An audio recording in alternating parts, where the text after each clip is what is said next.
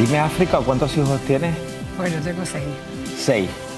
Y si tuvieras que contar entre hijos, nietos, bisnietos, ¿cuántos Es serían? una familia, por lo menos 25. ¿Recuerdas el primer parto tú?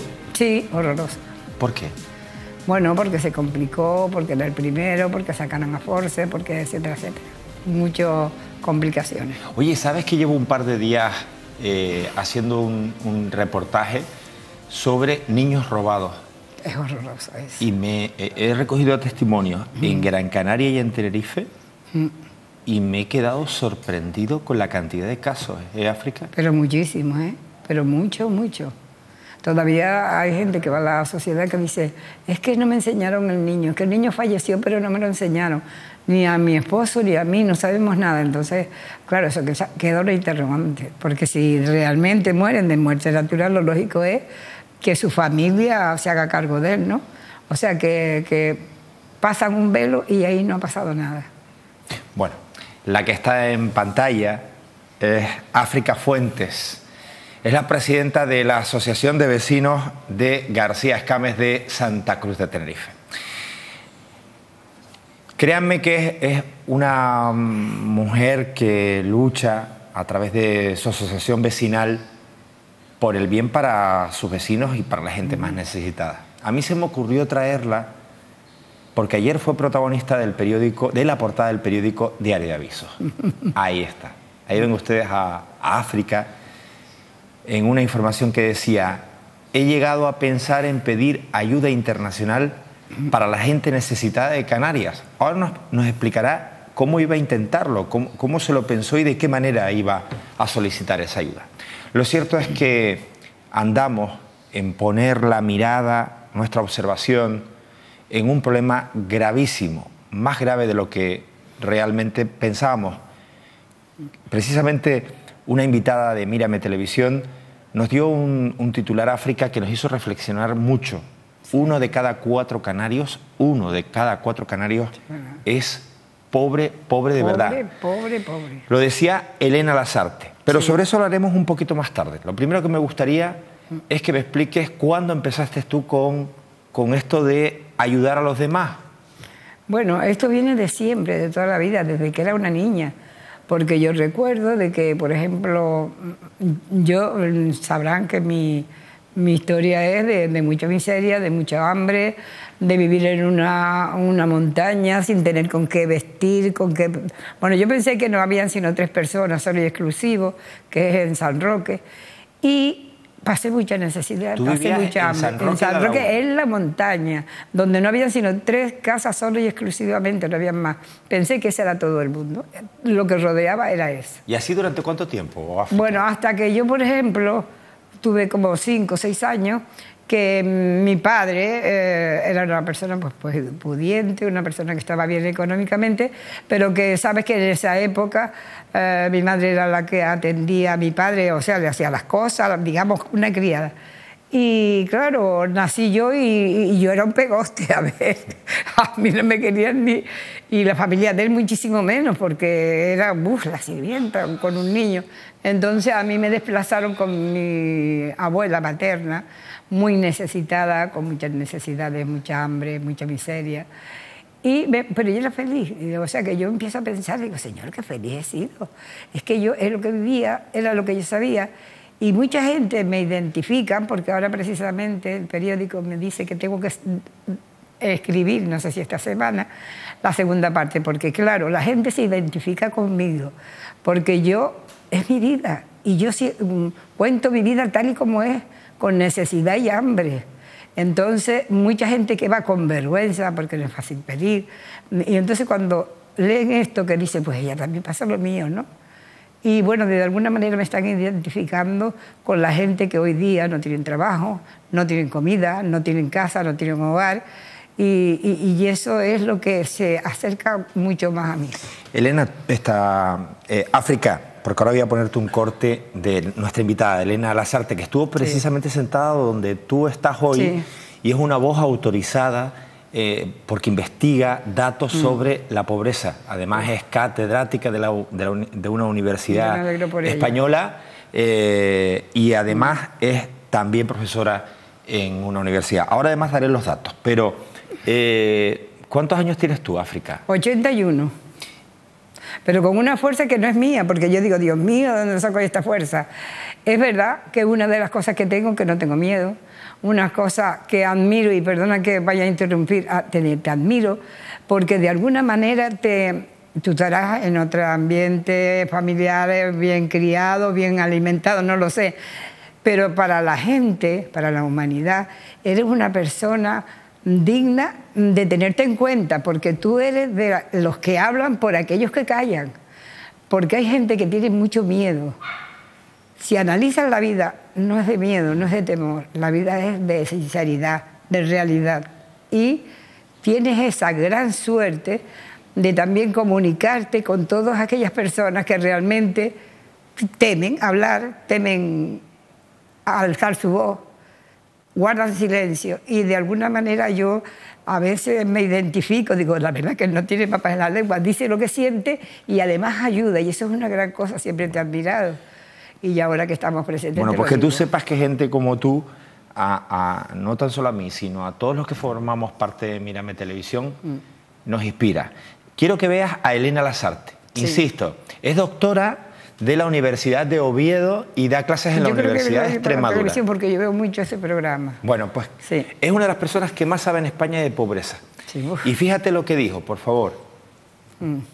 Están insistiendo en cambiar el modelo productivo, pero si es que Canarias es rica. El modelo turístico que tenéis en Canarias, ojalá lo tuvieran muchas comunidades autónomas de la península. El clima, la infraestructura hotelera, las playas, los aeropuertos, las conexiones. Está creciendo más que la media, un 3,6% anual el PIB.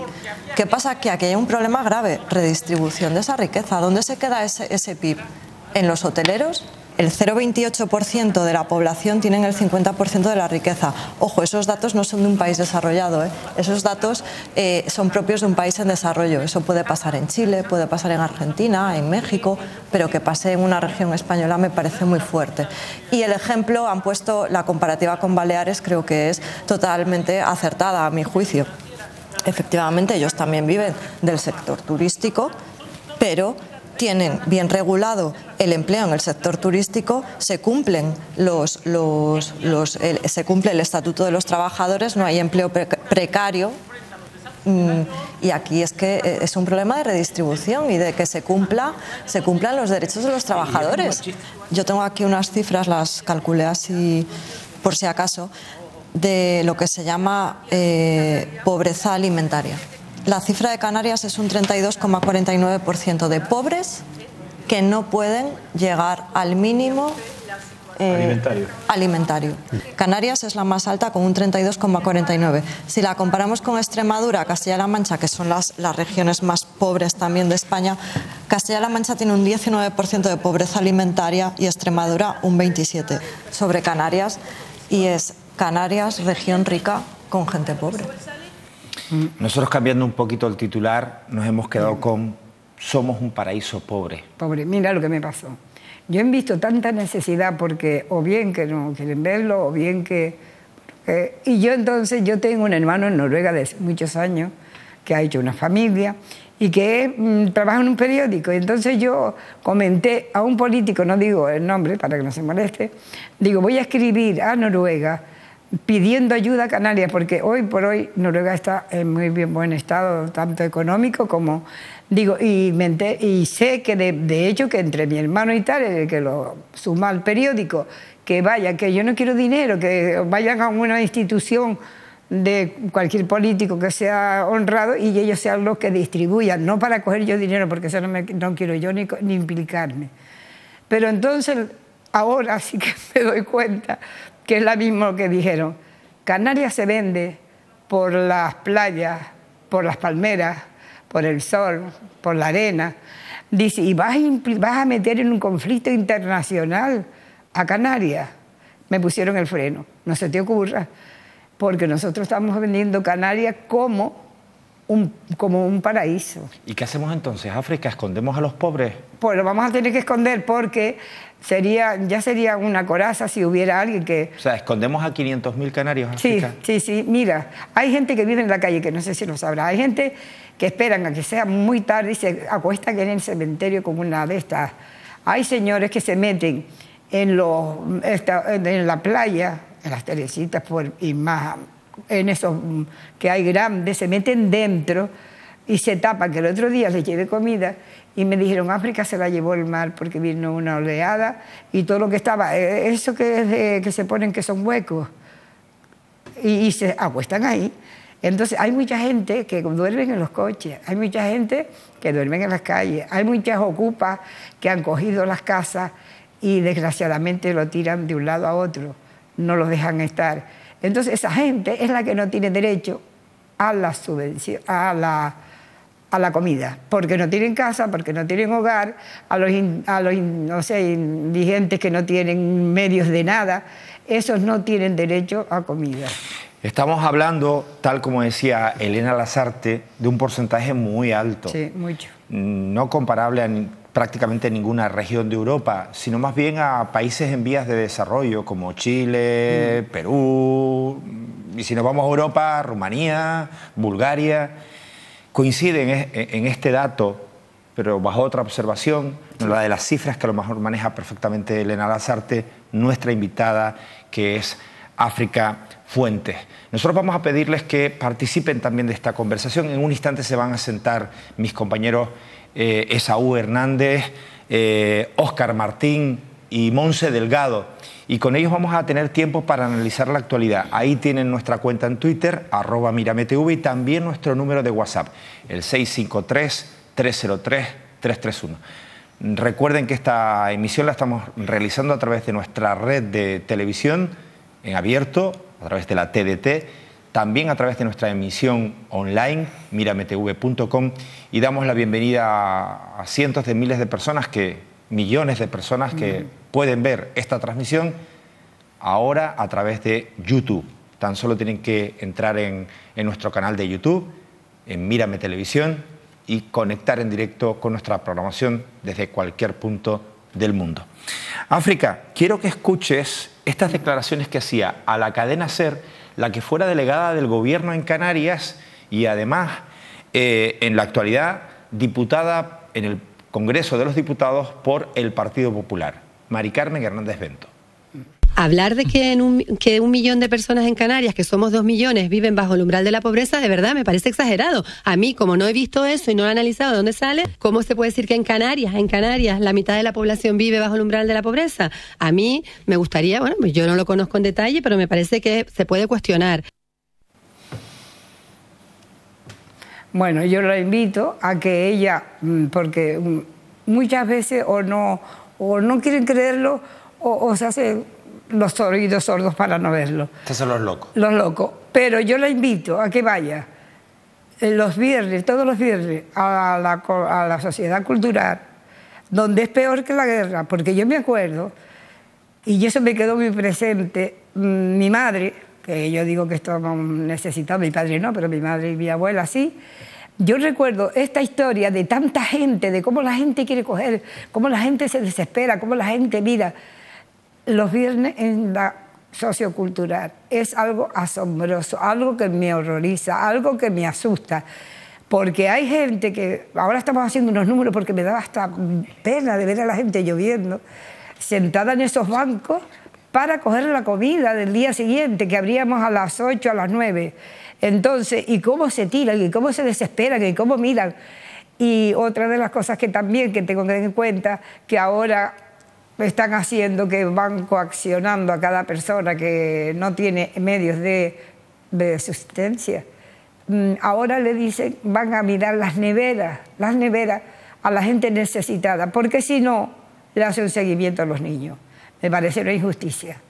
Porque si realmente, porque sé que por el bien de los niños, ¿el bien de los niños de qué? Hagan el favor a las instituciones que van a recoger esos niños, pues páguenle ustedes el material escolar, páguenle ustedes la comida y que queden con el amor de sus padres, porque ese amor no lo va a recibir en ninguna institución, lo recibe de sus padres. Y es triste que un padre, porque no tengan dinero, ahora quieran hacer un seguimiento a los niños. África, quiero que veas este corte, este momento que he escogido para ti, en el que mi compañero Víctor Brito hablaba con la diputada de Coalición Canaria en el Parlamento sobre los coches oficiales, los de alta gama, que estaban aparcados por fuera del Parlamento el día del pleno contra la pobreza. ¿Tú crees que son parlamentarios? Yo nunca había visto eso ahí. No sé, yo no sé de quién son esos coches oficiales, pero desde luego... Hombre, desde luego, nuestros no son, ¿eh? No, yo no sé, no me suelo montar mucho en coches oficiales, pero desde luego no es una situación habitual, si es lo que me estás preguntando. Bueno, yo en ese aspecto respeto, porque si ellos tienen medios para comprárselo, tampoco nosotros tenemos que... Es una tentación. El coche se lo compramos nosotros. Nosotros, pero es una tentación, ¿no? Viendo la situación en Canarias como está. Entonces, yo te digo, yo me llevo muy bien con todos los partidos, porque yo sí pido, me ayudan en la medida que pueden, y la verdad que no puedo tener una justificación para eso, no hay justificación. Tenía que ser un poquito más prudente y ver cómo está la situación en Canarias, la necesidad y el hambre. Y además, otra de las cosas es que hay gente que no tiene ni mantas para taparse. A mí me llevaron de Tacoronte un señor que me dice, me estoy tapando con 2 perros porque estoy tullido de frío. Pues inmediatamente tengo una gente maravillosa, le doy las gracias de aquí, porque yo llamo por teléfono, inmediatamente me traen camas, me traen colchones, me traen mantas, porque la gente es solidaria. Hay gente que yo no me canso de decir gracias, gracias, gracias, porque no pensé que hubiera gente que te ayuda mucho. Y, por ejemplo, un chico que va a dar a luz y, ay, África, no es mi niño, ¿dónde nace? Mi hijo. Y entonces muchas señoras, no doy el nombre, ellos lo quieren tener anónimo, le traen su ajuar, su cuna, yo pido de todo, de todo, de todo. Entonces, y tengo la gran suerte, bendito el Señor, que sí, que corresponden y me ayudan. Es verdad también que tengo que destacar al Banco de Alimentos, porque gracias a ellos también me dan, aparte de lo que me pertenece, algo más. La Unión Europea es la que es más estricta, aunque ahora, por cierto, tengo un problema. Pero bueno, eso es de aparte. Y la gente busca hasta mantas, qué pena, ¿no? Y ropa que ponerse, y zapatos. Y el otro día vino un niño que tenía los piecitos todos así, con unos tenis. Tengo tenis y ropa porque me los dan, hay muchas casas comerciales. Y la verdad que no solamente lo estoy haciendo yo esa labor, quiero que conste que mi gente la ha enseñado a pedir, la ha enseñado a no tener miedo y a dar la cara. ¿Ellos van a las empresas? Sí. Y piden las cosas primero que necesitan? Primero irán conmigo, ya yo los mando, son muchos, y entonces tú te distribuyo aquí, aquí y aquí, ellos van, ellos piden y ya ellos les dan. África, el martes de la semana pasada se celebraba ese pleno que nosotros transmitimos en directo de Mírame Televisión. Hubo un momento que a nosotros nos desconcertó muchísimo, porque se estaba hablando, África, de pobreza, de necesidad. Pero no hicieron nada. Y además de que en aquel pleno pasó sin pena ni gloria, lo que más nos sorprendió fue ver esta imagen que a mí me gustaría mostrarte. Es la de un montón de diputados que mientras hablaban otros compañeros, otros portavoces de otros partidos políticos, ellos estaban de cháchara, enganchados al chat, al WhatsApp. Una imagen vale más que 1000 palabras. No tienes que contarlo porque, mira, no se ve. Y eso no me parece justo, porque es la desidia, el abandono de la gente que realmente necesita la comida. Y eso, mira, no tienes ni que comentarlo, ni que hablar, eso no tiene palabras, ya ahí se ve claramente que pasan olímpicamente de todos los necesitados.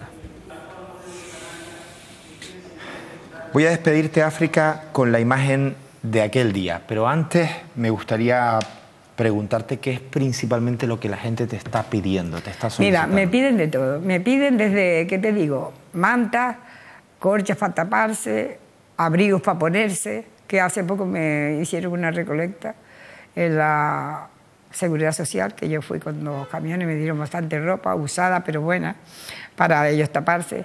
Pues otro señor, ellos piden de todo. Yo no te digo una cosa determinada, comida sí, es verdad, pero solamente no se vive de comida, se vive de taparse, de vestirse, de ponerse unos zapatos. Hay un señor que cerró un almacén, me trajo todos los zapatos. Y para todo, y ahora sobre todo aprovecho esta instancia porque hay muchos niños que necesitan juguetes, pero muchos, ya tengo 120 y no sé por dónde va a salir.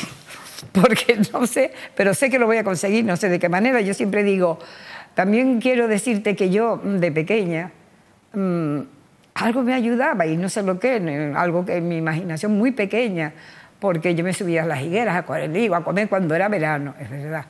De resto no comíamos más, pero por ejemplo, siempre me agarraba de alguien, porque ese alguien me superaba en fuerza. Yo me subía a una higuera y no podía bajar y digo, ay, dame la mano porque yo no puedo bajar. Y no sé cómo estaba en el suelo. Yo, por ejemplo, pasaba mucho frío, lloviendo, y no tenía ni con qué taparme. Y yo decía, Dios mío, qué frío, dame la mano. Y entraba en calor. Mira, es algo especial, son cosas mías, pero no son transferibles, es mi experiencia. Y hoy día, con la edad que tengo, cuando tengo un problema fuerte, doy la mano a alguien que ahora me estoy dando cuenta que hay mucha gente, porque claro, Dios está en el corazón de cada persona, dentro, pero no está, que te digo, en una iglesia, no está yo, que me perdonan los demás. Lo tengo dentro de mí y cuando lo necesito es cuando clamo por Él. Y entonces yo dije, Señor, eres tú quien me ayuda. Y hoy día yo no le tengo miedo a nada, te lo voy a decir. Eres una echada para adelante. No, sí, demasiado. Yo mismo me asusto, ¿sabes? Bueno, África, otro día te vienes para estar un ratito conmigo. Cuando tú quieras. Mira, ahora me llamaron precisamente, ahí tengo el WhatsApp, que me quieren dar la segunda parte de... Porque África, es que es muy importante. Que el director del periódico de... Diario de Aviso. Sí, quiere hacerme la segunda. Sí, quiere hacerme la segunda entrevista, a ver si lo hace a final de semana, digo, cuando tú quieras. Hay mucha gente que yo realmente, como que me dicen, África, ven y tal, pero yo digo, para contar lo mismo, para contar que hay miserias y que lo están viendo, para contar penas si lo están viendo. O sea que no es una cosa, una novedad, no es nada nuevo, y eso lo saben todos, ¿me entiendes? Quería compartir contigo esta última imagen, África. Quiero que la veas.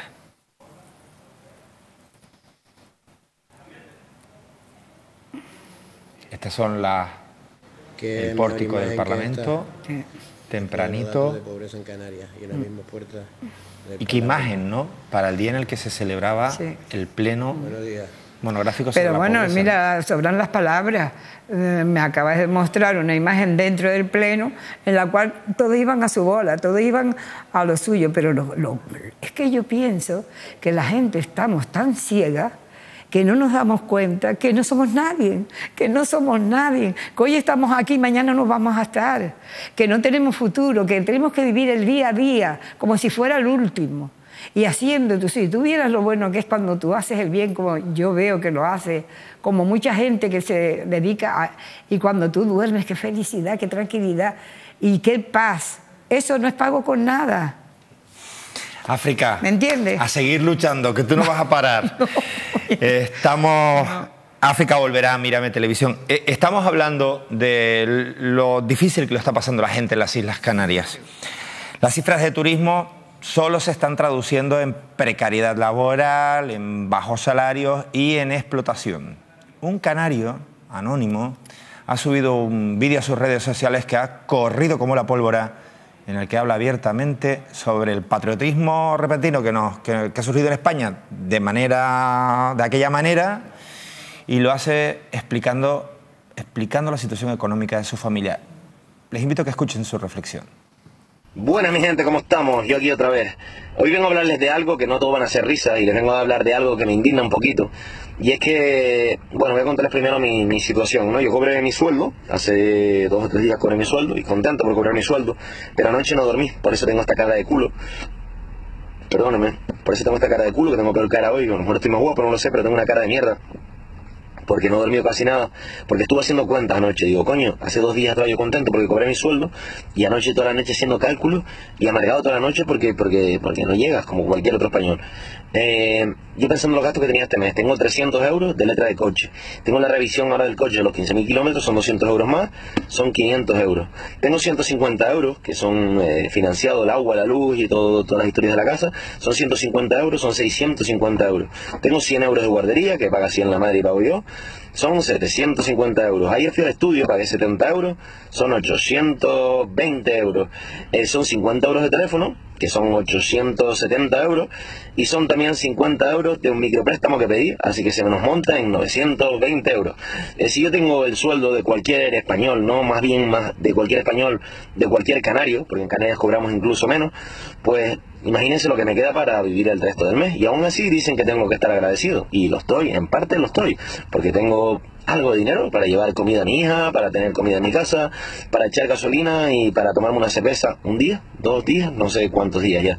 Y con eso nos conformamos aquí en España y estamos súper contentos de ser españoles. Por eso me toca tanto los cojones esta corriente que ha salido ahora, esta corriente facha que ha salido ahora, porque es una corriente facha, o para no llamarla facha y que nadie se sienta mal, vamos a llamarla patriota. Este patriotismo repentino que ha salido en todo el país, que te encuentras todas las banderas colgadas de los balcones y ahora todo el mundo es muy patriota, en un país donde le silban a Piqué, pero no le silban a Rajoy. Es decir, si a lo mejor le hubieran silbado a Rajoy la mitad de lo que le han silbado a Piqué, tu hijo no estaba trabajando en un McDonald's en Londres con 2 carreras y un máster. Posiblemente no, pero a veces nos preocupa más lo que la televisión nos vende, o nos tragamos todo lo que las noticias nos venden, o lo que nos vende un informativo, o lo que nos vende otro, cuando todo está manipulado por el señor del dinero, que no es la clase nuestra. Y no se confundan ahora conmigo, yo soy español y me siento español, me siento canario y me siento africano. Les explico por qué. Lo más que me siento es canario, porque el que nace aquí, no explico por qué, pero es muy de su tierra. Igual que me siento español, yo no tengo nada contra España. Yo me siento canario, me siento español y me siento africano, posiblemente en ese orden. Y el canario que no se sienta africano, que coja un mapa del mundo y mire territorialmente dónde está situada Canarias, que no es el cuadradito cuando te ponen encima, sino estás abajo, pegado de África. Y después de todo eso, me siento ciudadano del mundo, que es donde quiero llegar, porque no me representan las banderas. Cada vez me representan menos las banderas. Yo que me colgaba la canaria al cuello aquí, cada vez me representan menos, porque veo que las banderas desunen. Las banderas marcan territorio, crean fronteras, causan guerra, y son las culpables de un montón de cosas.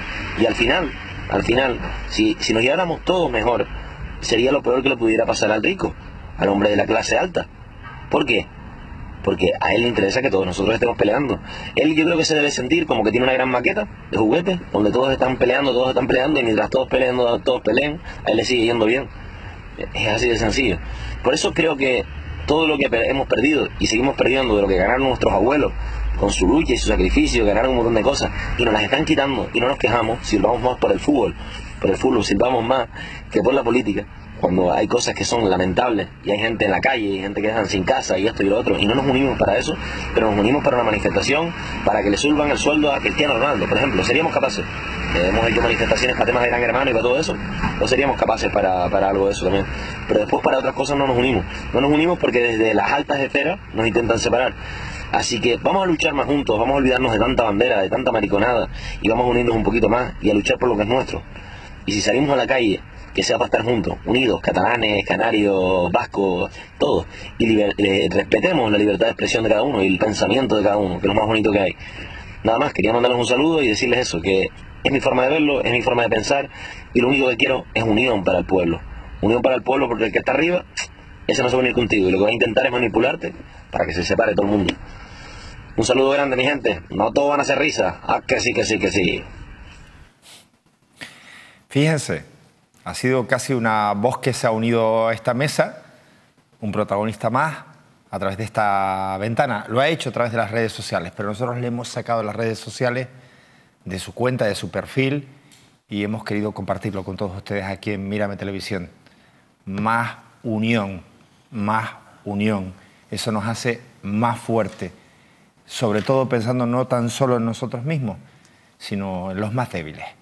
Estamos en directo con Esaú Hernández. Buenas noches. Aquí es que no podemos dar el reparto que si es chico o chica, porque ya en esta mesa intentamos ser equilibrados. Mónica, bienvenida. Monse, bienvenida. Muchas gracias, Manolo. Y Óscar Martín. Buenas noches. Bienvenido. Muchísimas gracias. Bueno, a los tres bienvenidos. Nos vamos rápidamente con una ronda de Me he enterado. ¿Han tenido oportunidad de escuchar esta reflexión?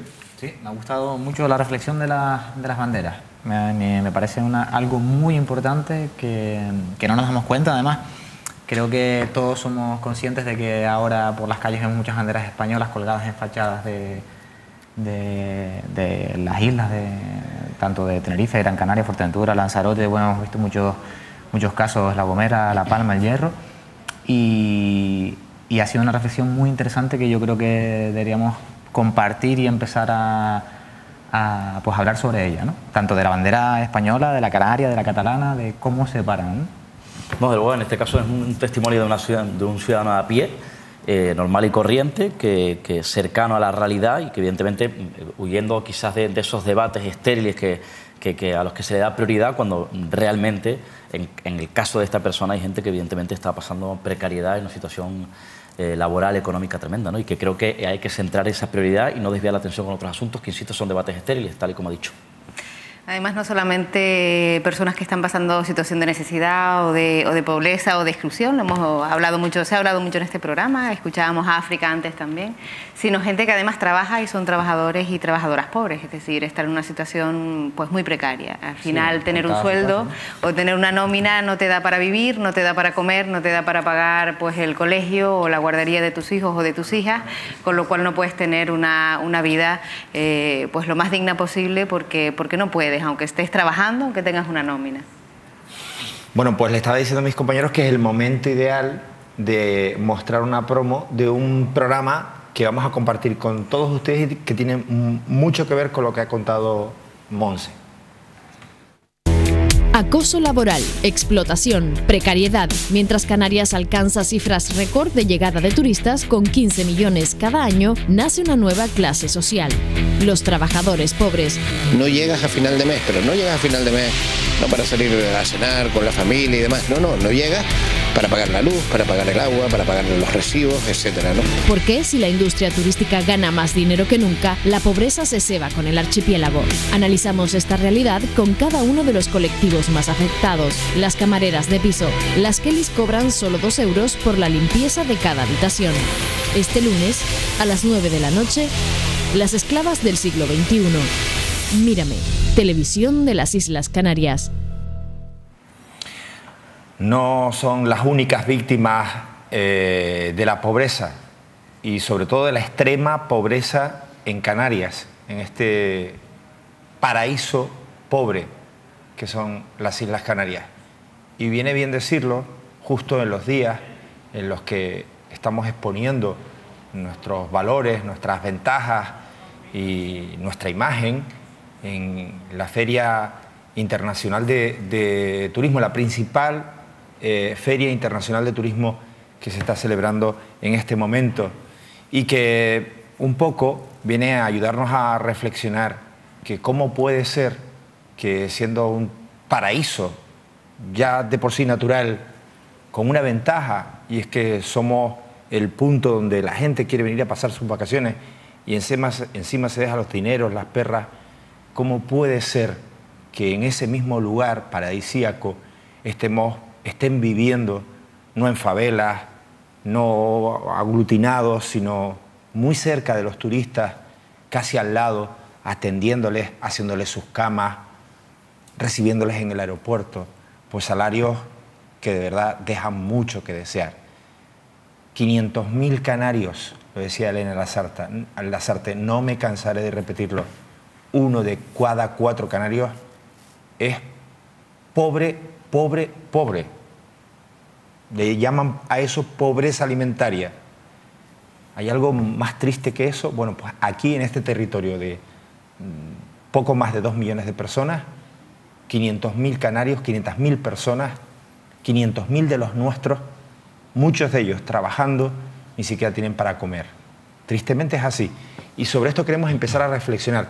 Lo hacemos con el caso de las Kellys, pero, insisto, queremos ampliar nuestra visión porque no queremos mirar hacia otro lado, queremos mirar de frente para dar respuesta a lo que está sucediendo. Esaú. Nada, yo recordar quizás a Elena Lasarte, que estuvo aquí en la mesa, y lo impresionada que se quedó al escuchar las cifras durante el pleno de la pobreza y la reflexión final que hizo, ¿no? Esa región rica con gente pobre, ¿no? Con más gente pobre. Es quizás una reflexión. Ella habló mucho del reparto de la riqueza, ¿no? De la redistribución de la riqueza, que es lo que le parecía ahí importante. Si el PIB de Canarias, el Producto Interior Bruto de Canarias, había subido un 3,6%, es decir, más que la media a nivel nacional, ¿cómo era posible que tuviéramos el 44,6% de población en riesgo de pobreza? ¿Cómo era posible ese medio millón de canarios pobres? Lo decía muy bien Esaú también en ese sentido, esa redistribución, y lo decía Elena también el otro día, ¿no? Eso al final, en palabras llanas, es que unos pocos tienen mucho y la gran mayoría no tienen nada, o tienen poco, o tienen muy poco, no tienen ni siquiera para vivir. Sí, ahí está ese kit de la cuestión, ¿no? Digamos, es decir, pobres, pero no es pobres exactamente, es empobrecidos, ¿no? Empobrecidos. O sea, es decir, gente que es muy poca, que es rica, que para ser de esa manera rica tiene que empobrecer a otra gente, ¿no? Efectivamente. Entonces hablamos de que el reparto no está siendo ni muchísimo menos equitativo en esta tierra en la que estamos teniendo muchísimo dinero que nos está viniendo de fuera, pues a través del turismo o de otras actividades económicas relacionadas con el turismo. Tenemos programa por delante. Hoy nuestro espacio va a ser un poquito más corto. Hemos querido darle visibilidad al trabajo de gente como África. Dentro de un ratito viene Javier Abreu, con algo también interesante que contarnos, que puede generar bastante polémica, pero me gustaría conocer sus menterados, así que Óscar, te lanzas el primero. Bueno, pues hablando de injusticia y de sufrimiento, hay familias también que no en situación de pobreza, pero que han sido víctimas de las injusticias y del abuso de poder. Hablo, por ejemplo, concretamente, porque son 100 personas, 100 familias, de la familia Albeldín. Recordarán ustedes que es un matrimonio, Jacinta y Francisco Albeldín, que han sido víctimas del caso del Valle de las Huertas, que todavía sigue coleando, que habrá evidentemente pronto novedades judiciales, porque está en la esfera judicial en Santa Cruz de Tenerife. El Valle de las Huertas en Santa Cruz de Tenerife, para que la gente del archipiélago lo conozca, son unos terrenos situados en la trasera de la playa de las Teresitas. Por cierto, es una pieza separada del caso de las Teresitas y cuya propiedad fue reivindicada por centenares de vecinos, muchísimas familias, desde hace años. La historia comenzó en la década de los 70, del 60, o sea, fíjense ustedes en el tiempo en el que se remonta,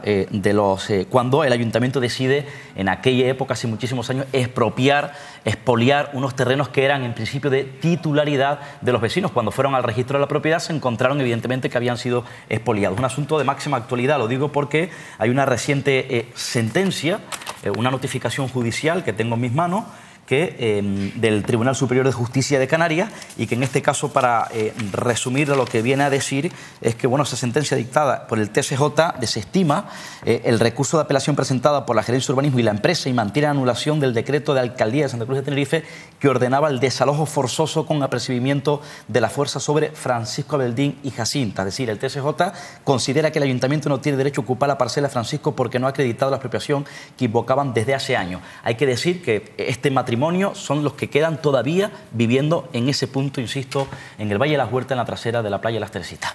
Yo tengo al teléfono a Sebastián Márquez. Sí. Sebastián, buenas noches. Hola, buenas noches. Eres el abogado de la familia Albeldín. Así es. Bueno, de la familia Albeldín y de algunos otros afectados más, pero en este caso son ellos los que ahora están... Óscar lo ha relatado muy bien, pero estas personas, ¿por qué el ayuntamiento las quería echar de ahí? ¿Por qué el ayuntamiento se creía en ese derecho de poder largarlas de ese lugar? Bueno, el ayuntamiento y la empresa constructora que pretende hacer las obras de urbanización en el Valle de las Huertas llevan bastantes años intentando pues literalmente pasar por encima de Francisco Albeldín y del resto de afectados que todavía mantienen propiedades en el Valle de las Huertas, ¿no? Y digo literalmente porque Francisco Albendín y Jacinta, su esposa, son el matrimonio de la famosa foto que se publicó en muchos medios de prensa en la isla hace años, de estas dos personas que estaban delante de una pala excavadora gigantesca.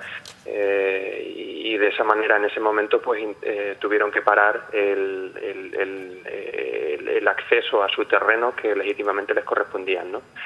Desde aquella fecha, tanto el ayuntamiento como la empresa constructora han intentado ocupar esos terrenos que legítimamente les corresponden a ellos desde el 81, desde 1981, que fue cuando compraron, y bueno, que vienen ocupando desde ese año hasta la actualidad ese terreno y esa casa como su vivienda. Y bueno, ahora la sentencia que Óscar mencionaba, pues es el último intento del ayuntamiento, en este caso del alcalde José Manuel Bermúdez, que dictó un decreto en el que ordenaba el desalojo por la fuerza de Francisco Albendín y de Jacinta del terreno, apercibiéndoles incluso del uso de la fuerza pública, ¿no? Amenazándoles con que les mandarían a la policía. Ese decreto pues fue recurrido y lo ganamos en primera instancia, y ahora el Tribunal Superior de Justicia pues de nuevo les vuelve a dar la razón a Francisco y a Jacinta, considerando que el ayuntamiento no tiene derecho a ocupar el terreno porque no le pertenece. El ayuntamiento alegaba que había sido expropiado este terreno, y el Tribunal Superior de Justicia ratifica el criterio de que esa expropiación no fue realizada y que por lo tanto no tiene ningún derecho a ocuparlo. Señor Márquez, buenas noches. Yo recuerdo el caso de muchas familias, sobre todo ellos que han sido los más activos, quizás los que más públicamente han salido a la luz pública, de Jacinta y Francisco, independientemente de la situación judicial jurídica, que tiene un recorrido importante. Ha sido una lucha imparable. Yo hablaba al principio de un abuso de poder, de injusticia que se remonta en aquella época, pero yo entiendo además que el drama humano personal que han sufrido ha sido brutal, ¿no? Sí, efectivamente. El drama personal que vienen sufriendo Francisco, Jacinta y algunos otros vecinos que les acompañan en esto desde el primer día, pues viene de mucho tiempo atrás, ¿no? Han sufrido pues el acoso realmente por parte de la empresa constructora con las palas mecánicas, intentando pasarlas por encima de sus terrenos. Han sufrido el acoso institucional por parte del ayuntamiento, que les ha mandado reiteradamente a lo largo de los años a policías, que cuando llegaban allí y ellos exhibían sus escrituras públicas y sus notas del registro de la propiedad, donde constaba que ellos seguían siendo propietarios de sus terrenos, pues la policía no podía seguir adelante, porque evidentemente ante la exhibición de esos documentos pues ya no podían seguir adelante, pero aún así, claro, estas familias pues se encontraban con decenas de policías que iban a requerirles para que abandonaran sus propios terrenos, con lo cual esto les generaba unas situaciones de sufrimiento a lo largo de los años que son evidentes, ¿no? Sebastián, y por curiosidad, ¿ya con esta sentencia no hay más posibilidades de recurrir o todavía les queda una instancia superior? Sí, esta sentencia todavía es susceptible de recurso de casación. Ahora mismo, como decía antes, ya teníamos una primera sentencia favorable. Esta es la segunda, esta es la de apelación, que la dicta el Tribunal Superior de Justicia. Aún cabría la posibilidad para la Gerencia de Urbanismo y para la empresa constructora presentar un recurso de casación. Todavía están en plazo para la presentación de este recurso, pero no es el primer procedimiento que Francisco Albendín y Jacinta le ganan al ayuntamiento ni a la constructora. En el pasado, dentro de las medidas, dentro de las decisiones que la empresa constructora y con el conocimiento del ayuntamiento que se intentaron realizar, fue la presentación de una querella contra Francisco Albendín, en la que se le reclamaba se pedía que lo condenaran por un delito de coacciones, porque decían que estaba impidiendo el acceso para la realización de las obras de urbanización, y le pedían una indemnización de 3 millones de euros, ni más ni menos. Ese procedimiento también lo conseguimos archivar porque se demostró que no tenía fundamento, ¿no? Pero claro, imagínate una persona que es humilde, una persona que es pescador, que recibir una querella en esos términos en la que le están pidiendo 3 millones de euros. ¡Qué abuso! Un Goliat contra David. desde luego. Además, pues literalmente. Además, Sebastián, esa imagen que acaba de recrear Manolo, casi es literal, ¿no? Creo que no nos cuesta recordar esa caseta que montaron los vecinos en la entrada a las huertas y que pues sirvió de imagen de resistencia ciudadana ante todos esos abusos que acabas de relatar. Yo era uno de los periodistas junto a Óscar, David Cuesta, que cubríamos, recuerdo pues esos continuos abusos, nos llamaban siempre muy temprano, de repente, sí, ¿no? La policía aparecía por allí, las palas de Mafre de Sursica aparecían por allí. Sí. Eso sí que es acoso. Y salíamos corriendo y la verdad era alucinante cómo los vecinos se plantaban una y otra vez. Porque se montaban guardia, vigilaban. No es solo una imagen de las palas, la pararon muchas veces, una y otra vez. Y lo que sí quiero recordar es que quizás esto que parece como un asunto aislado, que está en la trasera de las Teresitas, hay un artículo que recomiendo a todos los televidentes que vean, que está en la página web de Mírame Televisión, que escribió nuestro compañero David Cuesta cuando estaba cubriendo el juicio de las Teresitas, y que se titula El pelotazo está en las huertas. La edificabilidad que se pretendía en esta zona, que aumentó más de 25.000 metros cuadrados, encierra el por qué todos estos vecinos han tenido que sufrir tanto y todavía siguen sufriendo tanto. Porque dentro de ese juego de suelos, y corrígeme si me equivoco, Sebastián, la pieza en la jugada que era las huertas era muy importante para los empresarios. Efectivamente, a nivel de prensa se le está dando más importancia a la parte del frente de playa, ¿no? Porque los procedimientos penales contra el exalcalde Cerol o el resto de empresarios, importantes empresarios de la isla, pues se le está prestando mucha atención, lógicamente la tiene, ¿no? Tiene importancia. Pero esta cuestión del Valle de las Huertas está pasando un poquito más desapercibida y está totalmente relacionada con la del frente de playa, porque como bien estás indicando, los aprovechamientos urbanísticos del frente de playa se trasvasaron al Valle de las Huertas con la intención de realizar una urbanización tremenda, enorme, ¿no? Claro, ¿qué ocurre? Que en ese Valle de las Huertas pues hay una serie de personas humildes, como ya decía antes, gente que ha heredado unas huertas a lo largo de los años, que provienen de su familia, algunas personas que viven allí, otras personas que laboran esas huertas, y se encontraron con una serie de personas que, desde mi punto de vista, pues se pensó por parte de los empresarios que iba a ser fácil quitar de en medio, ¿no? Un grave error, porque estas personas están demostrando desde hace muchos años y continúan a día de hoy que pueden ser humildes, pero que son personas dignas, ¿no? Efectivamente. Entonces, aquí hay un problema que viene desde el primer día, y esta sentencia es un ejemplo de ello. Es el intento, como decía antes, de pasarles por encima. Han intentado pasarles por encima con las palas, han intentado pasarles por encima con innumerables demandas, procedimientos contenciosos administrativos, claro, para procedimientos penales, efectivamente. Pero se han encontrado con personas que tienen la fortaleza de su dignidad y que la reclaman constantemente. Entonces, lo que estas personas en realidad pretenden, porque esto no es plato de un gusto para nadie, ¿no? El tener que enfrentarse de esta manera, esto nadie lo quiere.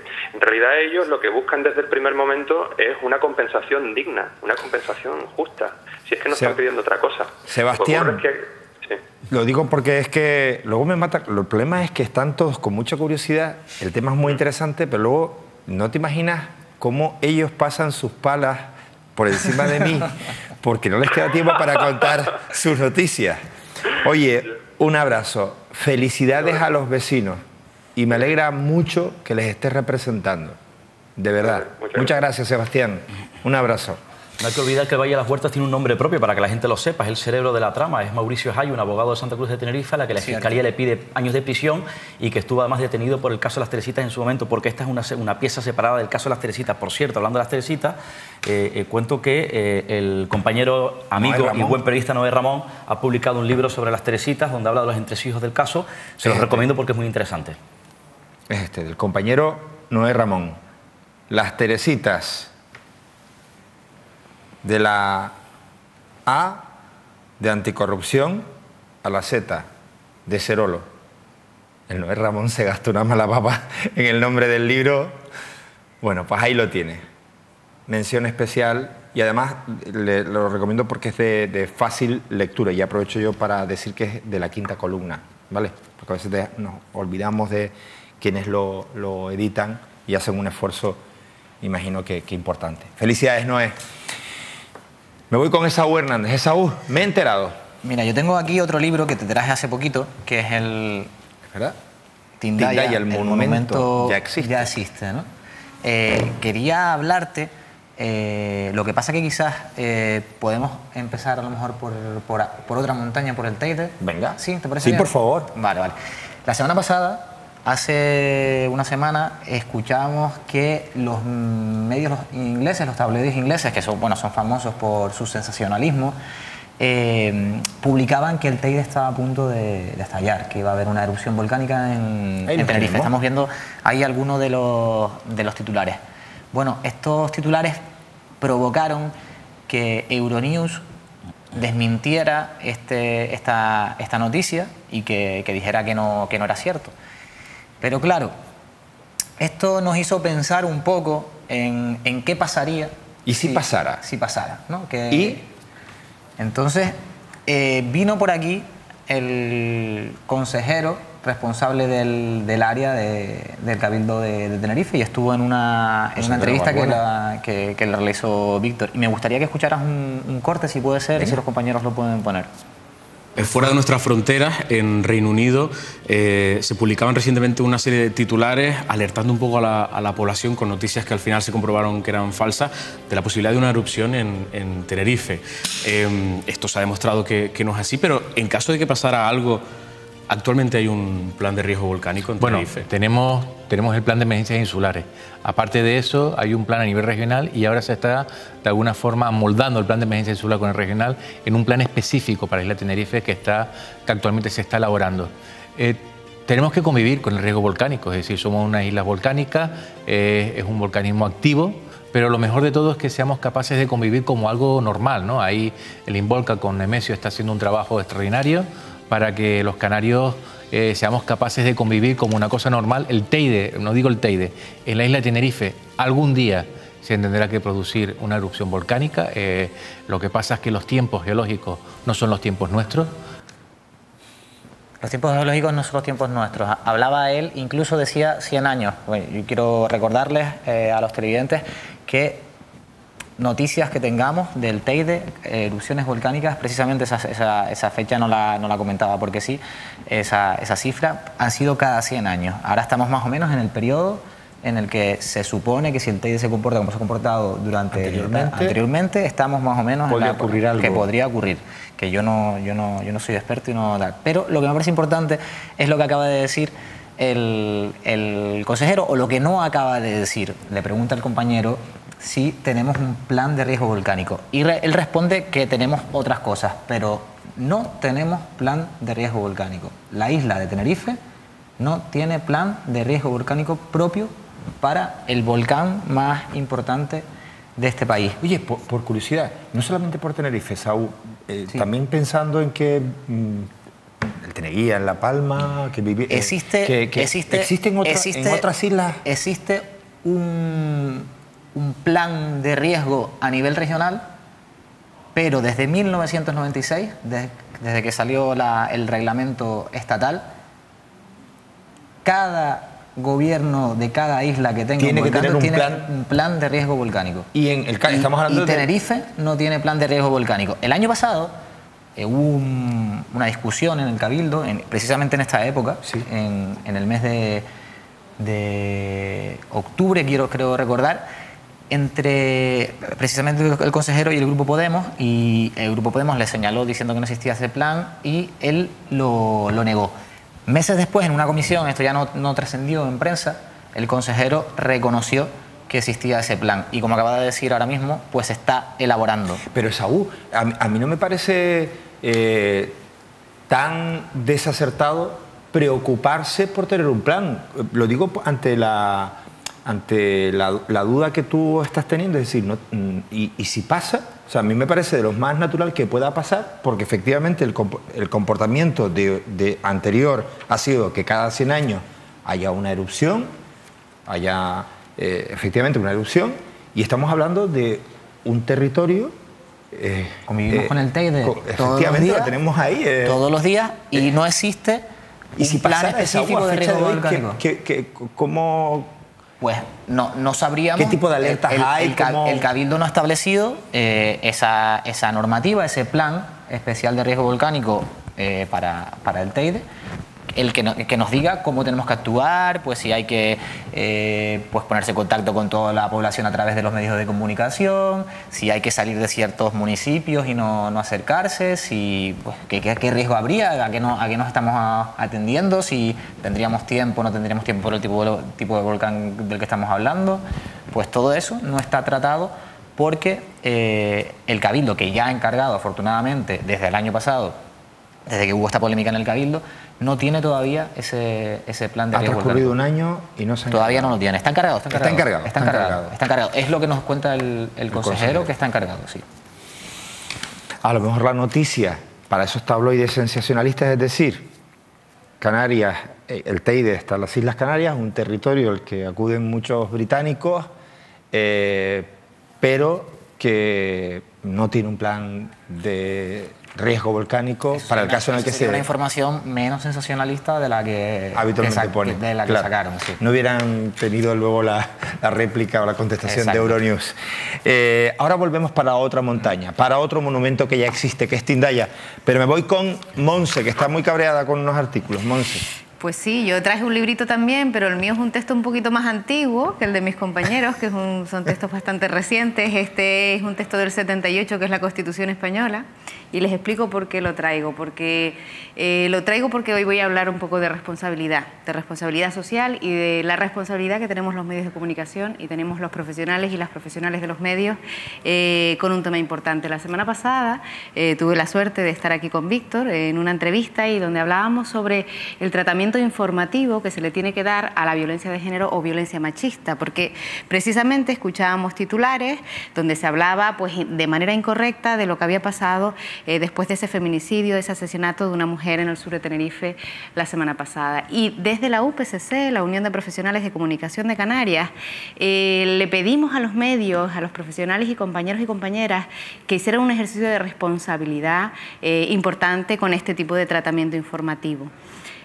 Pues seguimos un poco en esa misma línea porque en estos días, después de que hemos pasado y hemos hablado de violencia de género, pues hemos también conocido pues una serie de artículos de opinión que creemos que también vulneran ese tipo de, digamos, esas desigualdades que se presentan sobre las mujeres. Porque no olvidemos que la violencia de género es el extremo más grave de una desigualdad histórica que viene desde unas creencias machistas, sexistas, patriarcales, de un sistema de dominación, de una sociedad estructural donde ha habido ese sistema de dominación de hombres frente a mujeres que ha hecho que a día de hoy no hayamos conseguido una igualdad real o una igualdad efectiva entre mujeres y hombres. Y esto es lo que le pedimos también a los profesionales. Son unos artículos de opinión que, bueno, pues han salido... Por favor, dime dónde han salido y de qué se trata. Han salido, pues, por parte de dos personas, pues, y han salido en El Día, precisamente hace en el periódico El Día de Tenerife, sí. Que hablan, pues, un poco sobre las mujeres en general. Tanto un artículo de una psicóloga como un artículo de un periodista que han salido en estos días, ¿no? Y por curiosidad, ¿qué es lo que tú ves desde tu punto de vista fíjate, no te voy a decir como mujer, como periodista, bajo la responsabilidad que tú tienes además como ciudadana? ¿Qué es lo que a ti te ha chirriado? Pues mira, de esos artículos? Rechazamos de estas publicaciones que se cataloga a las mujeres, por ejemplo, de una manera denigrante o humillante hacia sus comportamientos, hacia determinados comportamientos sexuales o hacia determinados comportamientos en las relaciones de pareja, donde se habla de buenas y malas, donde se habla de manera soez y bastante vulgar con respecto a ellas. Y creemos que eso vulnera y denigra, nos denigra a todas las mujeres y nos denigra a toda la sociedad, porque, entre otras cosas, existe una ley, que es la Ley de Igualdad efectiva entre mujeres y hombres del 22 de marzo de 2007, que dice que tenemos que conseguir esa igualdad efectiva, Pero además de esa ley pues está la Constitución española, como decíamos. Uno de los derechos fundamentales que tiene este Estado de Derecho es el derecho a la igualdad y es el derecho a la no discriminación por razón de sexo. Y cuando un artículo de opinión, aunque sabemos que es de opinión, está publicado en un medio de comunicación y donde se le da ese espacio a artículos donde se dice que las mujeres son de determinada manera porque tengan determinados, ¿Qué decía? con determinados comportamientos sexuales. Yo tampoco quiero repetir demasiado qué es lo que decía el artículo porque creo que es bastante denigrante para todas, ¿sí? ¿No? Y para todas y para toda la sociedad, pero con comportamientos bastante machistas y con creencias bastante machistas sobre que una mujer tenía que tener relaciones sexuales o no podía con determinados hombres casados o no, es decir, cosas que hoy en día tenemos que mantenernos bastante responsables. No voy a entrar en el artículo porque creo que no es de lo que se trata. De lo que se trata no es entrar en el artículo de opinión de esas personas o lo que opinaban esas personas. De lo que se trata... un segundo. Voy a pedirle a mis compañeros, es que este vídeo que ustedes están viendo es de unas jornadas que se han producido en Gran Canaria.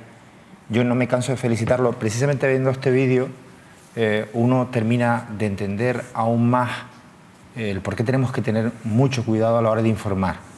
Por cierto, esta participación o esta intervención, lo que ahí dicen estas mujeres, nos ha obligado de verdad, como medio, a tener a gente como Naomi codirigiendo el programa, o a ti sentada en esta mesa. Y con franqueza también te digo, Monse, que no te imaginas lo que a veces nos ha costado encontrar a compañeras que se sienten junto a nosotros. No ha sido por falta de esfuerzo nuestro. Pero al margen de este vídeo, hay otro que hemos encontrado en el Congreso de los Diputados y que exponíamos el lunes. Brutal. Y a mí me parece que lo que hoy está diciendo Monse, que está siendo demasiado delicada en las expresiones, por respeto a esta profesión que ama, por respeto a los compañeros que no la han respetado a ella, ni a sus madres, ni a sus hermanos, ni a sus mujeres. Pero miren, yo que me siento delante de una cámara, que puedo dar también mi opinión, pero que tengo una responsabilidad, los medios tenemos una responsabilidad. Nos podemos equivocar, por supuesto, somos medios, estamos formados por colectivos de personas, pero ojo con los errores que cometemos. Ojo, cuidado. No se trata de me llegó un artículo y lo publico, porque esa reflexión, aunque sea de opinión, en eso también le va la reputación a un medio de comunicación, o mejor dicho, hace cómplice al medio de comunicación de esos feminicidios que pasan desapercibidos como casos normales, y se trata de asesinatos, feminicidios. Pero mejor que lo que ha expresado Monsi, insisto por su respeto, y que lo que pueda decir yo, Ana Beltrán, periodista en el Congreso de los Diputados. Basta de dañar la dignidad de las víctimas, basta de decir que mueren, basta de mitos románticos, basta de ridiculizar a las maltratadas y agredidas, basta de sospechar de su palabra o silencio, basta de preguntar por qué no denuncia y responsabilizar a ella, basta de ensuciar su memoria si son asesinadas o su autoestima si siguen vivas.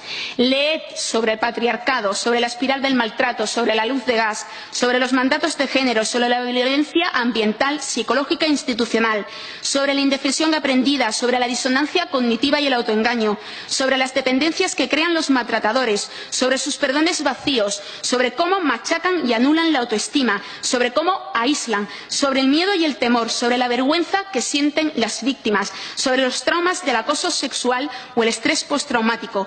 En definitiva, sobre la lucha que estas mujeres, ya no solo diaria, sino minuto a minuto y segundo tras segundo, tienen que hacer cuando su memoria llega una frase o imagen que le recuerdan a lo peor de él. El machismo vive y se fortalece porque se alimenta desde los medios. ¿Queréis acabar con los asesinatos y con el maltrato? Tenéis que asumir la responsabilidad, sin ambigüedades. De lo contrario, no seréis informadores, sino desinformadores que ejercéis una violencia mediática. Y eso os hace cómplices. Muy bien. Gracias.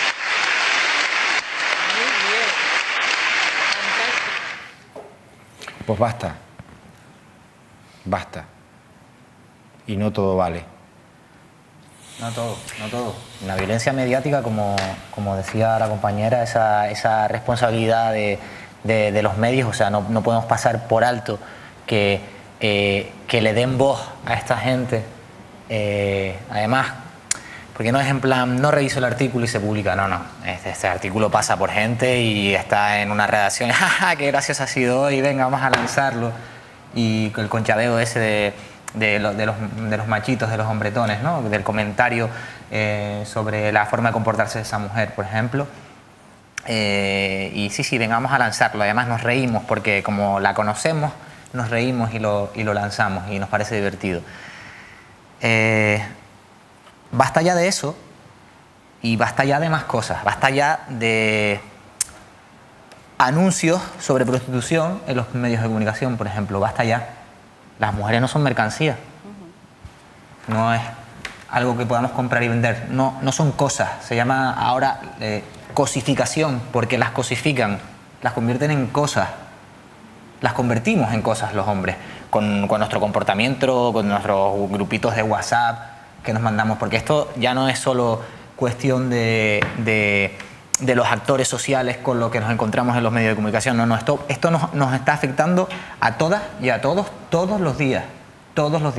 Y como bien decía Ana Bernal Triviño, la compañera, lo que se está consiguiendo desde los medios de comunicación es no educar, no formar. Y quien lea esos artículos, por eso la compañera está teniendo tanto cuidado, quien lea esos artículos está haciéndose una idea muy peligrosa en nuestra sociedad. Muy peligrosa. Esa relación que acaba de hacer ella de cómplices es que es cierto. O sea, si esas ideas entran en la cabeza de... El otro día daba los datos, creo que el Instituto Canario de Igualdad daba datos de que han aumentado las denuncias por violencia machista en los jóvenes. Los jóvenes, y no solamente las denuncias, también los feminicidios. Cuando vemos mujeres, situaciones de mujeres asesinadas por parte de parejas o exparejas, estamos viendo que muchas veces las mujeres son muy jóvenes y cada vez más jóvenes y mujeres de 20 años. Es decir, no podemos relajarnos, como decíamos el otro día, llevamos muchos años luchando, se ha avanzado mucho, hay muy buenas prácticas por parte de medios y profesionales, pero hay otras que no, y como decíamos antes, por hombres muy jóvenes. El machismo se alimenta desde los medios y eso lo tenemos que tener claro. Es decir, si no tenemos cuidado en el cómo vamos a tratar este tipo de informaciones en los medios, es que lo estamos alimentando. Lo decía antes, es decir, estamos hablando de que la violencia de género es un extremo, pero es que eso viene de una desigualdad histórica y esa desigualdad viene por unas creencias machistas y esas creencias machistas y sexistas son las que no podemos alimentar desde ningún medio de comunicación. ¿Sabes qué pasa, Manolo? Que aquí hay mucho corporativismo. Yo a este medio no lo toco porque yo soy otro medio. No, perro no come perro, que es una frase que se usa mucho en el oficio. Perro no come perro. No, mira, si tú eres esta clase de perro, yo no tengo tu raza, yo no soy este animal. Yo no lo soy. O sea, hay que señalar quién lo está haciendo mal. Hay que denunciarlo, hay que decirlo. Se trata, Esaú, vamos a dejar ya de comportarnos como perros. Vamos a ser periodistas, comunicadores. Y los periodistas y comunicadores tienen responsabilidad. Debemos de tenerla. No nos comportamos como perros, porque no lo somos, ni nos mordemos. Respetamos y respetamos nuestro trabajo. Y desde luego, con ese gesto, ese medio, con esa acción y esos articulistas, pues no han respetado algo tan básico como es la Constitución. Exacto, el derecho a la igualdad, el derecho a la no discriminación por razón de sexo, que es un derecho fundamental de esta ciudadanía. El machismo no es periodismo. El machismo no es periodismo. El mensaje que está lanzando.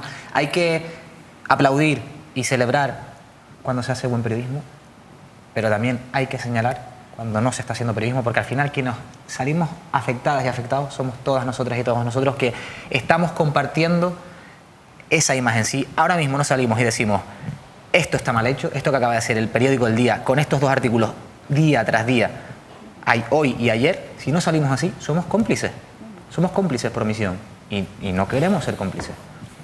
Tindaya, Esaú. Te decía que traía este libro de nuevo aquí porque tengo al teléfono, si podemos contactar con él, sí, a uno de sus autores, a Jesús Giraldez. Jesús Giraldez es portavoz de la coordinadora Montaña Tindaya, es uno de los participantes en el programa Tindaya de Despiertos que emitió esta casa hace unos meses y que pueden ver en la web mirametv.com. Pero en Tindaya pues enseñábamos pues esto que llamamos los podomorfos, que seguro que pueden ver por aquí, que son esos pies, ¿no? Estos pies que son pues enseñaros allí. El vestigio, ¿lo ven ahora aquí? Ahí está. Exacto. El vestigio pues de esa civilización, de esos aborígenes guanches canarios, de esos indígenas de esta tierra que estuvieron allí y que hay que proteger, ¿no? Que hay que estar salvando. Pues estos pies no están solo en Tindaya. Yo he descubierto estos días, gracias a la información que nos han dado desde la Coordinadora Montaña Tindaya, que existen más vestigios en la isla de Fuerteventura. Tienes ya la llamada, por si quieres. De Tindaya, ¿verdad, Jesús? ¿Estás por ahí? Estoy por aquí. Buenas noches. Buenas noches, Jesús. ¿Cómo estás? Muy bien. ¿Hay más pies de esos por ahí? Hay más pies. Los podomorfos son, bueno, una de las señas de identidad del mundo indígena, sobre todo de Lanzarote y de Fuerteventura. Entonces hay varias estaciones de grabado en Lanzarote y en mayor medida en la isla de Fuerteventura. Obviamente la estación de grabados de la montaña de Tindaya es con diferencia no solo la mayor de toda Canarias, sino la del mundo, ¿no? Es una montaña única por eso, ¿no? Pero efectivamente existen otras estaciones de grabadas, al menos hay 14 lugares en la isla de Fuerteventura que contienen grabados podomorfos. Y cuando digo grabados podomorfos... De una de ellas Jesús quería hablar de una que se llama, creo que Los Risquetes, que es cercana, ¿verdad?, a Tindaya. Está en el municipio, si no recuerdo mal, lo tenía por aquí apuntado, de La Oliva, ¿verdad? En el municipio de La Oliva, concretamente cercano al pueblo de Villaverde, y hay una pequeña localidad, una urbanización muy bien integrada en el paisaje, que se llama Los Risquetes, y justo encima hay esta estación de grabados podomorfos que lamentablemente sufrió una agresión por parte de las instituciones recientemente, ¿no? Ahí es donde quería llegar. Jesús, ¿qué le ha pasado a esa estación?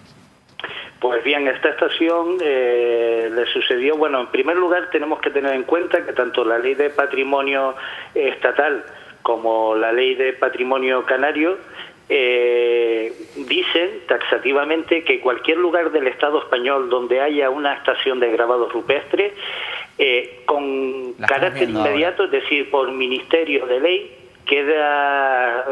se le otorga el título de bien de interés cultural, que es la máxima figura de protección en el ámbito del patrimonio. Luego, esta estación de grabados podomorfos, por el mero hecho de existir, ya está catalogado como BIC, como bien de interés cultural. Y además, el Cabildo de Fuerteventura, en su plan insular, dice que cualquier bien de interés cultural tendrá un perímetro de protección de 100 metros, con lo cual en esos 100 metros no se puede hacer absolutamente nada, precisamente para poder interpretar correctamente los bienes de interés cultural. Sin embargo, esa antena que estamos viendo ahora nosotros en imágenes, sin embargo, esa antena no está ni mucho menos a 100 metros de esos podomorfos, ¿cierto? No, esa antena que ven ahora en televisión se quedó justamente a 5 metros justo de donde están 9 grabados podomorfos. Es decir, no lo pusieron encima porque no le cuadró a Red Eléctrica ponerlo encima, porque la línea de alta tensión le venía mejor ponerlo ahí, pero si lo hubiesen puesto, ahora vemos en las imágenes, en ese montículo, pues estaría encima justo de la estación de grabados. ¡Qué barbaridad! Pero bueno, ¿y la administración no...? Esa antena... Espérate, porque Jesús, ¿desde cuándo sabe la administración que están esos podomorfos ahí? Bien, esta estación de grabado fue descubierta en el año 2011 por un vecino precisamente del pueblo de Villaverde, en el municipio de La Oliva. Nos comunicó a gente cercana que nos conocía pues de su descubrimiento, y a su vez instamos a este vecino a que hiciera lo correcto, que es lo que es avisar al Cabildo, al Departamento de Patrimonio, para que constatara la existencia de esta estación de grabado. Y aquí es donde está lo grave, porque lo grave es que este vecino llama al Cabildo, el Cabildo manda a un inspector de patrimonio y a otra técnica, el vecino los acompaña, les muestra la estación de grabado y cometen el error, o en fin, no sé cómo llamarlo, de no incorporarlo en la carta arqueológica. ¿Qué sucede? Que después Red Eléctrica, esas torretas, que esa es otra historia, ¿no? Esas torretas que estamos viendo, estamos hablando de 384 torretas que van desde Corralejo hasta Morrojable, es decir, dividen la isla en dos, de norte a sur, y que mide cada una entre 40 y 50 metros de altura, ¿vale? Y eso fue catalogado por el Gobierno de Canarias como de interés general, aunque aquí nos estamos preguntando cuál es el interés general porque nadie lo sabe, ¿no? Pero bueno, independientemente de eso, Red Eléctrica obtiene su permiso, y cuando se hace una instalación de este tipo, lo que se hace es que la propia empresa tiene que contratar a un grupo de arqueólogos que le vayan diciendo por dónde pueden y por dónde no pueden. ¿Y no lo tuvieron en cuenta, Jesús?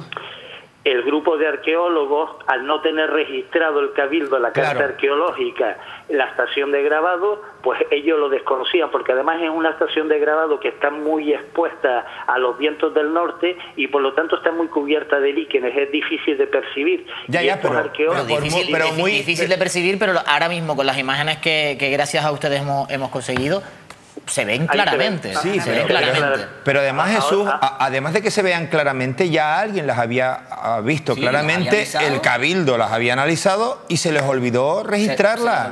O sea, se les olvidó.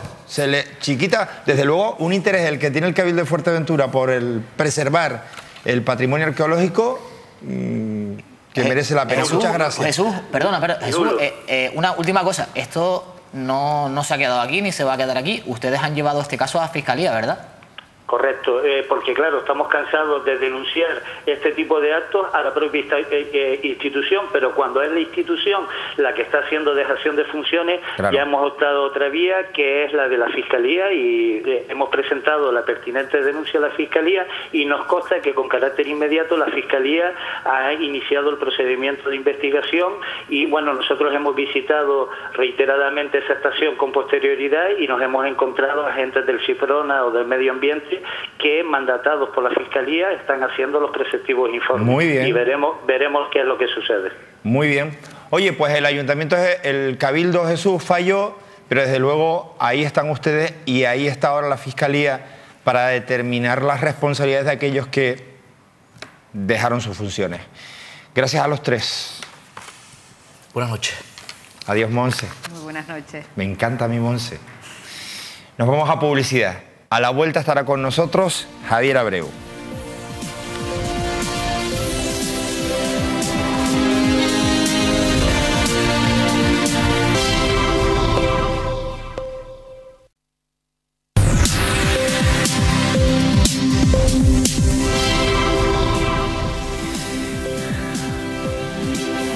Javier Abreu, buenas noches. ¿Qué tal? Muy buenas noches. Bienvenido de nuevo. Bien hallado.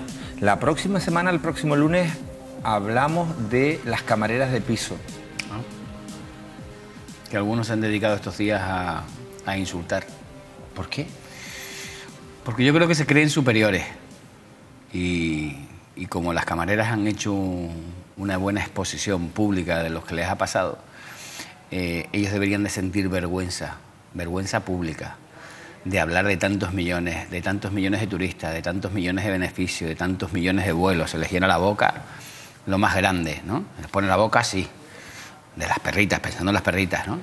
Pero después, cuando hablamos de cómo tratan a sus empleados, deberían de ser avergonzados en la isla. Debería de verles la gente por la calle y como mínimo virarles la cara, porque las declaraciones que han venido haciendo estos días, creo que hace unos días te mandé una, del señor Marichal, a mí me avergonzaron, me abochornan ese tipo de declaraciones.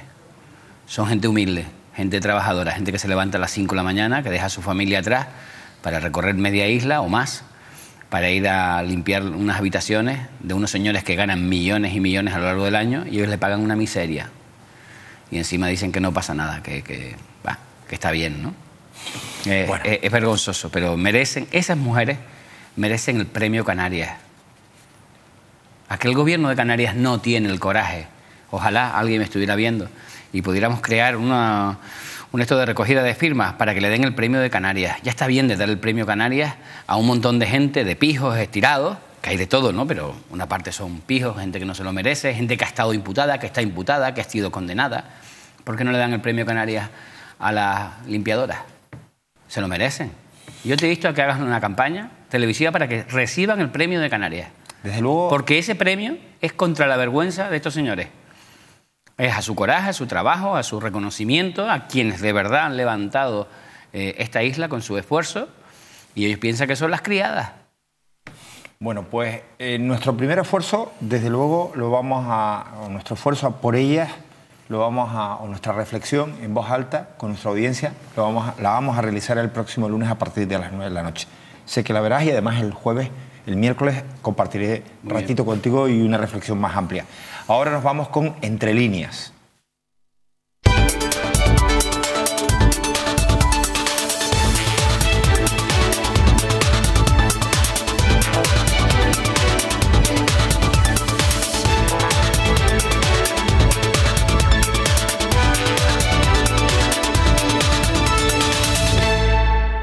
Me dijiste que ibas a hablar de Domingo el del Agua.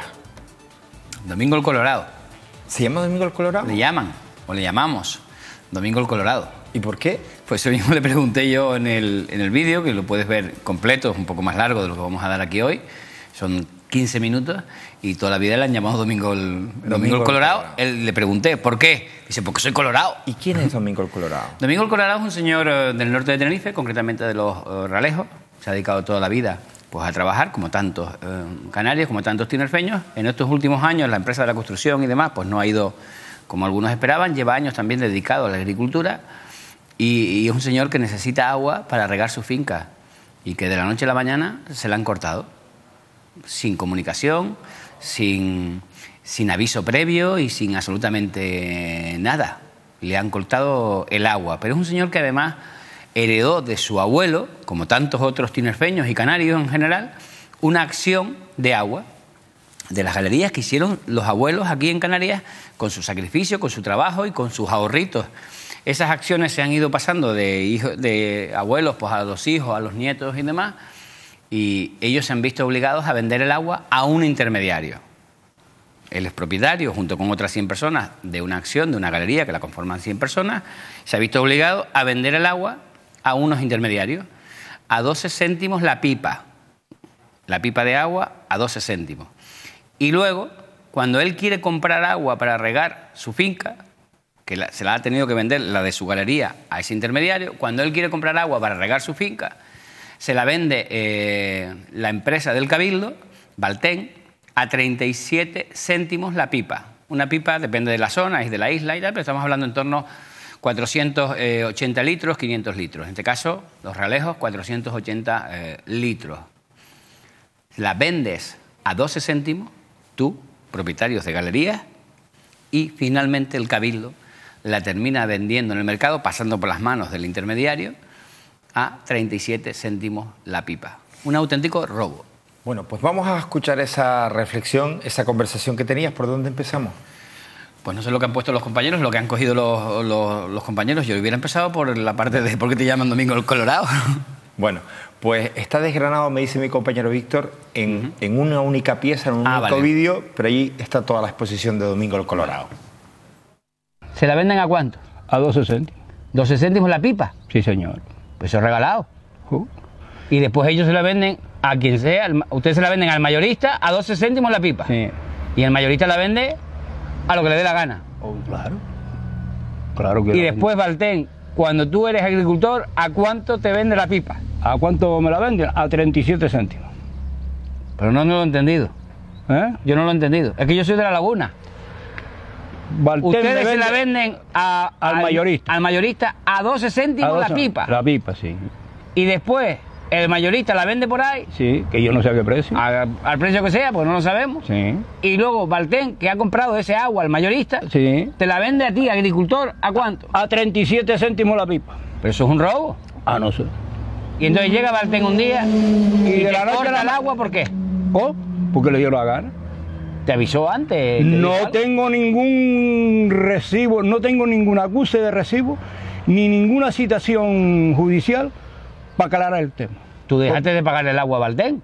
Yo no la dejé de pagar. ¿Te han avisado? Tampoco. ¿Te mandaron una carta certificada? Tampoco. Domingo, lo mejor es que te mandaron un correo electrónico. ¿Tú no tienes correo electrónico? Perdone usted un momento. Una vez me dijeron, cuando pegaron estos teléfonos, si yo sabía manejar un teléfono. Yo no sé manejar ese teléfono. Tampoco no es necesario y obligado tener un ordenador, no, claro, ni tener un teléfono móvil, digo yo. Claro. Que para eso está el correo que lo pagan todos los españoles. Sí, señor. Digo yo. Y si Valten no te mandó nada. No me mandó nada. Y si Valten tiene alguna carta firmada por mí con acuse de recibo o alguna cosa de esas... Valten, tenemos que decirle a la gente que nos quiera ver que Valten es una empresa pública del Cabildo. Semipública. Semipública. Todo un personaje. Pero más claro no puede hablar. Esta es nuestra gente. Y la gente a la que nosotros, las instituciones públicas, en este caso el Cabildo, les corta el agua. La gente que cuida el campo, que cuida el medio ambiente, que protege nuestro entorno. O sea, que este señor era un agricultor. Sí. Es un agricultor. Es un agricultor. Y ahora no puede regar sus plantas, sus matos. No puede regar su finca porque Valten entró en su finca y le selló el tubo, que pasa por sus tierras, además. ¿Pero hay algún porqué? No. Porque no le han mandado ni un escrito, ni una carta, ni un requerimiento, ni nada. Él dice que ha pagado el agua, yo confío en su palabra, no podría ser de otra manera, pero no le han mandado ningún escrito, ningún comunicado, nada. No sé que el Valten se dedique a mandarlo por correo electrónico a un señor como tantos otros que no tienen. Bueno, este vídeo en mi Facebook ha sido visto por más de 14.500 personas al día de hoy. Llevo un par de días colgado, ya va por 14.000.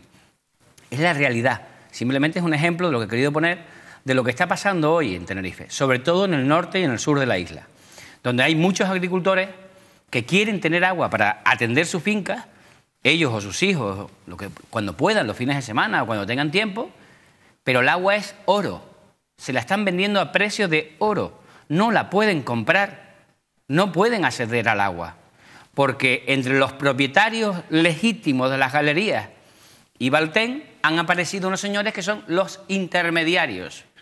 Y estos intermediarios se han hecho con el mercado del agua en Tenerife. Nos hemos puesto en contacto con una abogada de la península, porque aquí las cosas van como van, y se está estudiando el asunto para, si es posible, presentar la correspondiente denuncia. Porque Valten entre en tu finca y te corte el agua sin avisarte y sin nada, pues te deja muerto, ha acabado contigo. Pero los que son propietarios del agua pueden utilizar ese agua que dejan de utilizar los pequeños y se la venden a los grandes. Aquí no hay ni un solo grande, Manolo, ni uno de los grandes de las 5 o 6 familias grandes agricultoras de Tenerife, que hay 5 o 6 de apellidos ilustres, metidos incluso algunos en política, que se llevan las subvenciones del plátano y absolutamente de todo, que le hayan cortado nunca el agua, ni que nunca les haya faltado el agua. Ahora, a los pequeños, a nuestra gente... Se están encontrando con esta dificultad. Se están encontrando todos los días con esto. Todos los días de Dios con esto. Quiero que me digas de dónde es esta imagen. Bueno, ya lo dice todo. Ya, entonces, la imagen es demoledora. Es para echarse a... Si lo otro era para echarse a llorar con los Domingos del Colorado... Este es el Instituto de Guasa, en el sur de Tenerife. Eso pasa, que a mí me conste, en Guasa y también en un colegio de aquí de Santa Cruz, concertado, por cierto. Pero estas imágenes en concreto son de Guasa.